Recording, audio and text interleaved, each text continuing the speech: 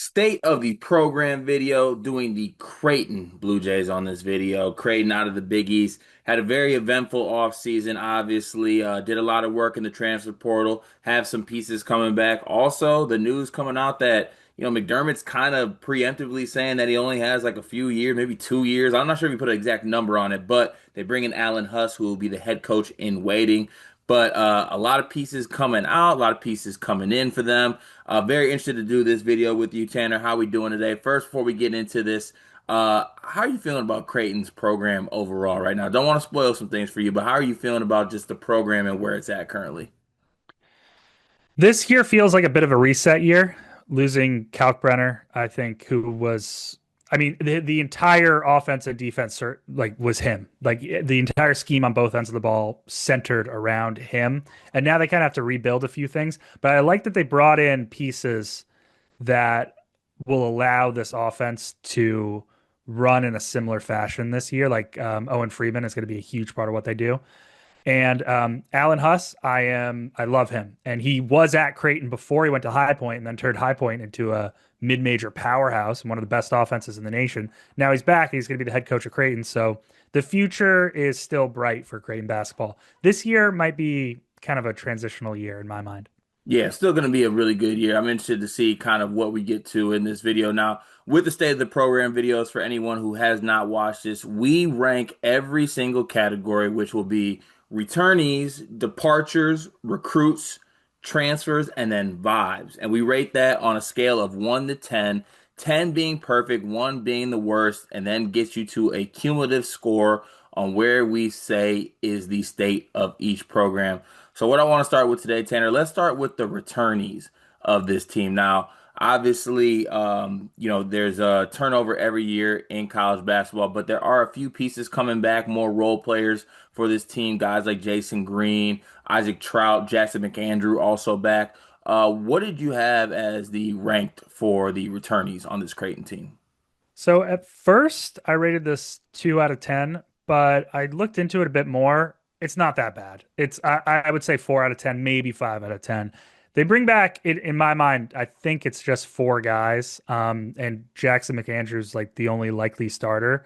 But three of the four are excellent shooters, and they're all like huge stretch forwards who can help invert and space the floor. Like McAndrew, he shot 35% from three last year. He was a Big East All Frosh honoree, great stretch four, big shooting wing, and graded out as an elite defender, 3.4 DRAPM, which is in the 98th percentile. And he's 6'10".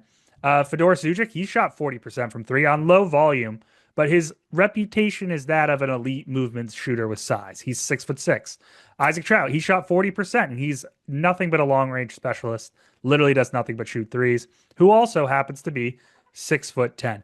Big shooters rock. It's my favorite player archetype. Jason Green can play some small ball four too. Trout and Zujic are not great defenders, and I'm not going to lie, that's going to be the theme of this video when talking about this team. Very low on this team's defense, but I bumped up the returners a bit more after seeing that it's just three huge forwards who are all knockdown shooters. And I do want to talk about one super duper important, somewhat returning piece. Alan Huss, again, the former head assistant coach and an elite offensive mind who spent the past 2 years building High Point's offense into this beautiful but deadly motion attack, in turn turning the Panthers into a juggernaut. And with Huss returning as the head coach in waiting, alongside McDermott, a bevy of shooters, and a new elite interior post bucket getter in Freeman, who we'll talk about more later, the Blue Jays are going to have a great like one motion offense, and they're going to be great in catch and shoot creation this year. And a large part of that is the returning production. Yeah, so I was kind of in the same range as you on this one. I'm a big fan of McAndrew and what he can be this year. I know he's on a lot of breakout lists this season for a lot of guys in the college basketball media space. I do love his size and his ability. Isaac Trout is a guy who, like you stated, can shoot the basketball a little bit. Is a good piece to have off the bench. Was almost a Michigan State Spartan in a lifetime where I like to think about, and I really miss him dearly every day. But I landed on a 5 for this one. I think there are some really good role player types returning, with the one player being able to possibly break out being Jackson McAndrew. So I think it is a pretty good, solid returning, unit for them. That had me landing on a 5. for them. So that will Yeah, be a if you just looked at like the points per game they're Mhm. returning or like the returning possession minutes, wasn't that high, but the guys they're bringing back are good for the system and they know how to play here and they're good players, good role players. Yeah, exactly. All right, moving on to the departures. Now, this is one where, there was a good amount of departures from this Creighton team. Obviously, they lose Ryan Kalkbrenner, one of the best underrated college basketball centers, in my opinion. Doesn't get the credit he deserves for how great he was. They lose Jemiah Neal as well. They lose Stephen Ashworth. So a good amount lost from this team. What do you have them on a scale of 1 to 10? This was a one, probably the only one I'm going to give out in this entire series. Losing Ryan Kalkbrenner is arguably the biggest loss for any team in the nation. Not just because he averaged 19 and 9 with nearly 3 blocks a game, but also because the entire defensive scheme was built around him. We called it the calc drop for a reason. I mean, he was the best defender in the sport for like, I don't know, the last 2.5 years. And he was the center of everything the Jays did on both ends of the floor, really, for almost 4 seasons. I mean, the offense was even built around him. They just ran interior post up actions while the four guys around him ran off ball stuff. They're going to be able to replicate a lot of the same stuff they did with Freeman. They will not be as efficient, but the whole defense might change because I don't trust Freeman nearly as much as a drop defender. They can still run drop with Freeman and he can block some shots, but the step back is going to be monstrous. Again, we're getting to that theme here. The defense for this year's group could be really, really bad, and no Kalkbrenner could be a reason why.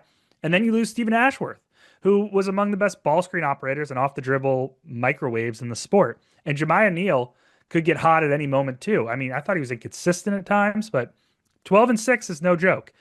Those three had a combined plus minus last year of plus 674.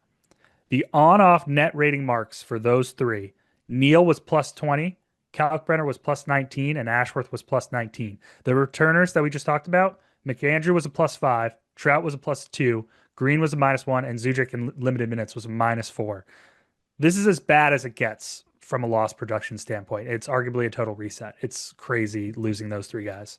Yeah, I mean, look, when we do these state of the program exercises, teams like Creighton get low scores on these categories when they have to when you got to get a whole new team basically. When you lose a major portion of your team and you lose a all Big East first teamer in Kalkbrenner, and like you stated, what he did on both ends of the floor, absolutely incredible. And then you lose other pieces that they had on this team. Jemiah Neal really picked it up towards the end of the season, had some really big games in the Big East tournament and in the NCAA tournament when they were able to beat Louisville. So definitely a lot lost for this team. I landed on a 3 for them. I just think that obviously I kind of just looked at it as this. They lost three pretty good guys, and they lost some players that I think are going to have a really good they're going to be able to feel those effects of those players leaving. So I landed on a 3 for Creighton on that category. Moving on to number 3, we have the recruit. So 10 for an incredible high school class, 1 for an awful one. I went with a 6. Um, Greer is the star of this class, 4-star top 50 recruit from Monteverde. I think that's how you say that. Yep. I always mess that up. Yeah. Long shooting wing could be perfect for, the 4-out spread system. He's pretty athletic. He can play above the rim, can rebound, finish at the basket, off cuts or in transition. Really important. He's a high IQ player, very willing and good passer who can feed the ball into Freeman into the post, cut off the ball, and then shoot off the ball. It's all you do in a McDermott offense. He should be an important bench reserve for the team. I'm just not sure how much the other guys will play. I think the two European ads both joined in like late summer, like August. But if Greer is good and the other guys contribute, and you never really know with European ads, I think this will be a slightly above average class. Yeah, the thing for me is I went below average on, so I went with Mhm. 4 only because I'm just so skeptical of what those European guys will bring. But That's fair. I do want this on record. Hudson Greer Hive is led by me. I don't know how many people are on board for that one, but I love this kid. I think he plays an extremely high level winning basketball. He's an underrated athlete. He could do a little bit of everything. I would really like to see him find a role somewhere with this Creighton team. I'm not sure what it is, but I do think that he can provide something off the bench that'll really, really help this basketball team. And There's probably some openings in the wing yeah, rotation, I would think. I feel like Yeah, there is, especially because and I can't remember if it was you or someone else I was on a Creighton video with, maybe doing the doing the transfer portal class videos, but there needs to be somebody who's gonna be like kind of a connector distributor piece on this team. They don't really have a point guard, right? They Yeah, got some just guys that Graves. can pass, Yeah. but they really Nick Graves is a guy that wants to score the ball. So they need somebody to maybe do some playmaking. And I'm not saying Hudson Greer is a point guard or anything like that, but I do think he brings some playmaking things that could help this basketball team and relieve some pressure on the guards. Yeah, I mean, your first two guys off the bench right now are probably what, Zujic and Green. Like, why can't Greer crack that rotation? That guy has a higher ceiling than either of those two guys, in my opinion. Yeah, 100%. Yeah. All right. So I have them as a four for the recruits. Moving on to the transfers. One of the best transfer portal classes across the country. Blake Harper, Owen Freeman, Josh Dix, Nick Graves. We also throw Austin Schwartz in there as well to be a part of this. So basically 10 for an incredible transfer class and one for an awful one or no transfers. Yeah, I went 9 out of 10. I had this class ranked in our transfer portal class series as the ninth best nationally. Could be even higher, really only rivaled by St. John's in the Big East. And this is the reason why the Blue Jay fans should be excited about this squad, and the main reason why the Jays will be a lethal offensive squad. I mean, Freeman is just an unbelievable post up player, face up on the block scorer, rim finisher on rolls and cuts, good rebounder, great in transition, can dish the ball inside out, and he's going to have so much space on the interior with like four guys outside shooting. And the Jays, they'll just play through him on the block like they did with Kalkbrenner. His defense is an issue again, but he's the perfect interior player for this offense and this scheme. Dix, I have not heard enough buzz around Josh Dix, one of the most efficient scorers in the nation. Stupid good in ball screens. I think 1.1 points per possession. Never turns it over. Great off the bounce and hits everything off ball. He's also a sneaky elite rim finisher, partially because he's really good in transition. 1.4 points per possession, and he can cut off the ball really well. 1.3 points per possession. He can space the floor, create his own shot, and create for others. He's perfect for this offense. I think he leads the team in scoring. The defense is also very concerning, downright bad on that end, but that's the theme for this team. Um, I could touch on Harper. I don't know what we're going to get for him, but I'd rather focus on Graves. He's the real swing factor on this team. And we've talked so much about great off ball shooters. Point guard. You said it. Point guard play is the huge question mark. And we're trusting it to a dribble heavy, rim reliant, score first guard who can't really operate in ball screens. He's not efficient in scoring off the bounce. He isn't that great in the attack and kick game, and he's an okay shooter from deep.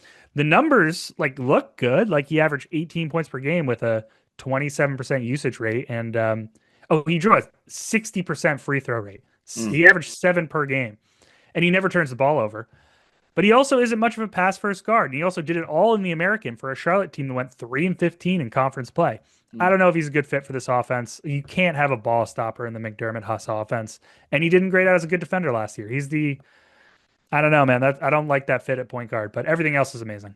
Yeah, so for me, I ended up going with a 10 on this one just because I just think that offensively what this class can do. And also I'm a massive fan of Blake Harper. And for me with Creighton, I think that Blake Harper is going to have somewhat of like a wing point guard playmaking role for this team because I don't know who else is going to do it. Like I don't really trust Freeman. I want Freeman on the block operating. He could pass out of the post, but I'm not really looking for him to initiate anything, be like a top of the key dribble handoff, anything like that. And then with Dix and Graves, I just don't think those guys are necessarily even want to be a passer. So I think Blake Harper is going to have to be a guy that does a little bit of playmaking with this basketball team. But He I mean, did everything for Howard last year. yeah, He played everything. the one, the two, the three, the four, the five. He Right. passed. He scored from all three levels. He was super efficient. The turnovers in the defense, but also if he slides into just an even slightly lower usage role, like maybe the turnovers tick down, the defensive effort comes up a bit. He's also 6'8". Yeah, you're right. He's great. Yeah, it's just the defense is good. Like you said, you already stated it. The defense is going to be absolutely Oh, so it bad. might be atrocious this year, but But they're going to be a top 10 offense, I right, think. just score more than Easy. the other. Just score Yeah. more than the opponent, and you might be all right. But yeah, this is one of my favorite transfer classes. I love everything they did with this one. All right, moving on to vibes. Now you can define this however you want. A 10 is if their fans are perfectly happy, and a 1 is if their fans are as mad as they can be. I'm just going to split the difference between 1 and 10 here and go with a 5 because the good vibes. I love the transfer portal class. Dix and Freeman are going to be awesome. Huss will be an elite head coach once that time comes. For now, he'll keep doing what he does best, which is scheme a really good and fun four-out motion offense. There's tons of shooting on this team, and like we said, this could be a top 10 offense. The bad vibes. This is going to be a reset year post Kalkbrenner, and the defense is going to be really bad. There are no good defenders on this team, and you're losing the best defender in the nation, who single-handedly carried the best drop coverage defense in the nation, and you're eventually losing your longtime head coach, which I don't know. Maybe Creighton fans are sad about that. They're going to be fun to watch, and my very early power ratings have them ranked third in the Big East. I'm just a little skeptical about how good they'll be just because that defense. I think that the coaching is so good they'll be back in the dance, but I don't know if they don't really have a big run in them, I don't think. Yeah, so I went with the 8 for this one.